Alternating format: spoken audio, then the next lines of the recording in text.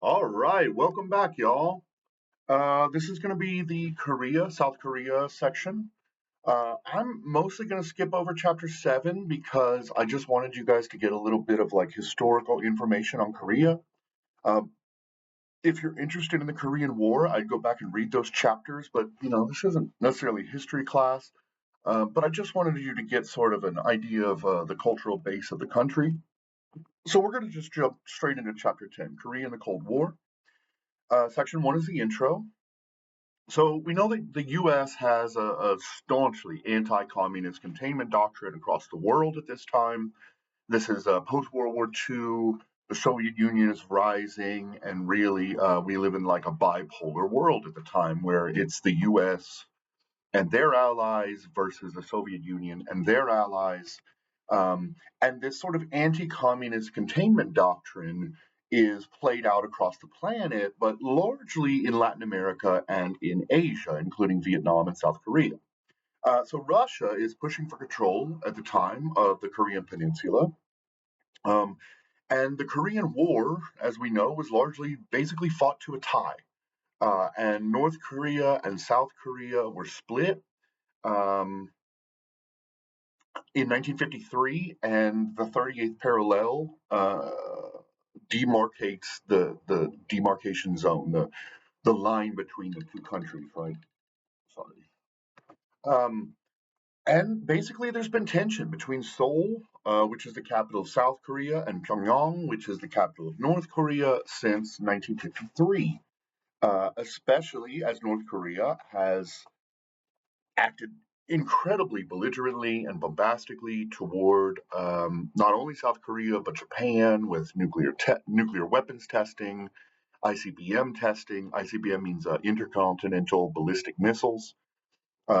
And so there's a lot of concern still to this day about the actions of North Korea and their having been backed by China. Um, Also, at this time, South Korea was remarkably poor. I mean, one of the poorest countries on the planet, incredibly high level of poverty, ravaged by war, infrastructure destroyed, little to no commercial institutions at this point. Okay, so next we'll focus on Syngman Rhee, who is one of the most important political figures in Korean history. Rhee was born in the late 1890s.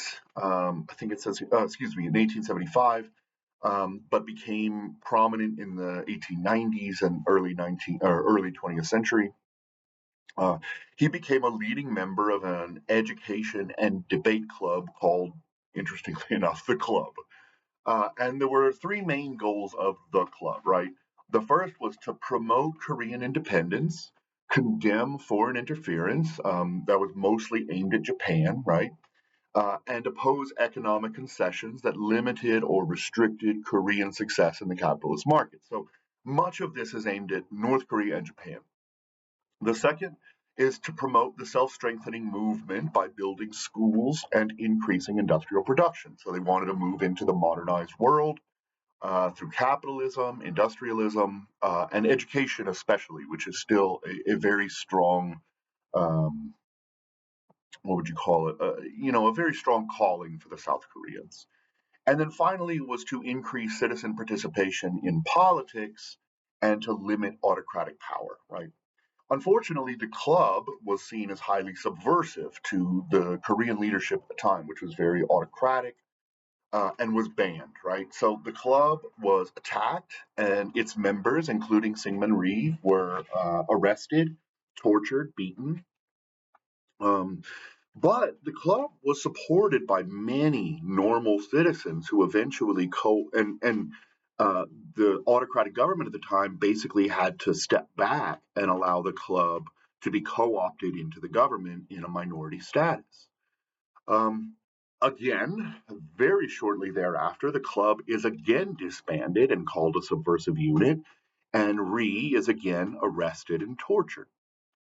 Um, he's released eventually, and he moves to the United States, becomes a Christian, and earns degrees from George Washington University, the Harvard University, and Princeton, and eventually got his PhD in theology at Princeton University. So after his education in the United States, he moves back to Korea for a very short while. He is again exiled, and he moves to Hawaii and begins the Korean Christian Institute, which fought for Korean democracy, Korean citizenship, Korean civil rights, etc. And he lived in Hawaii for 35 years. At this time, Japan is ruling Korea, and Japan bans all political and commercial organizations under what was called the Company Law of 1911. This led sort of to the detriment of Japan to growing Korean nationalism. And Koreans are sort of furious over Japanese control and oppression, especially political oppression. And so a government of exile is created in 1919, and Rhee was elected their president, right? Japan is defeated in World War II and humiliated in 1945 after the dropping of the two atomic bombs. Um, and so Rhee lobbies the United States to become the new government leader, and he starts to promote the unification of Korea, unfortunately, which is opposed to U.S. policy. So Rhee is elected president in 1948, and he claims to rule all of Korea, North Korea and South Korea. However, the North basically fights back, and Kim Il Sung, who is the father or the grandfather of Kim Jong Un, who is now their leader, declares that the North is in charge under the Democratic People's Republic of Korea, but they still argue that Korea is a singular state. And so both sides are basically arguing, yes, Korea is one country, but the two sides obviously disagree on which side rules that country, right? Uh, the Soviets and the Americans start to withdraw from North Korea post World War II, and this leads to a pretty brutal civil war between North Korea and South Korea, with China and Russia supporting the North Koreans. So Rhee, even though he was sort of a lifelong Democrat and a liberal, etc., he starts rounding up and arresting communists. He is incredibly corrupt. He is very brutal, and he starts executing many political prisoners, not just communists, but legitimate opposition members. And this starts to embarrass the United States. Furthermore, South Korea's military was poorly equipped and very poorly trained relative to North Korea, who was receiving arms and training from the Chinese and from the Russians. Um, so South Korea sort of rises up against Rhee in 1960, and what happened was a young boy was found dead and floating in the harbor, and it was known that he had participated in a political protest the day before, and many assumed that Rhee and his administration murdered the boy. And so massive protests rise up. Rhee has the military fire on the protesters, and more than 100 were murdered by the military. And eventually, the military says, we're done with this.